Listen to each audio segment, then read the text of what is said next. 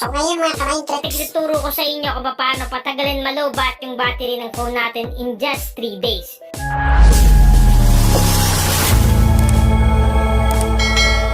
Kahit na mabilis yan malobat, kaya-kaya natin yan patagalin sa pamamagitan lamang sa paggalaw ng mga settings dito sa built-in natin sa cellphone. So make sure lang na panoorin yung video matapos para malaman nyo kung ano yung mga settings na yon at kung paano gamitin at i-activate. So kung maalala nyo dati nag-vlog ako nito at talagang effective at inabot siya ng 2.3 million views, so ngayon gagamitin pa rin natin yun na trick at dadagdagan pa natin ng ibang settings na gagalawin para mas tumagal malobat yung battery ng phone natin.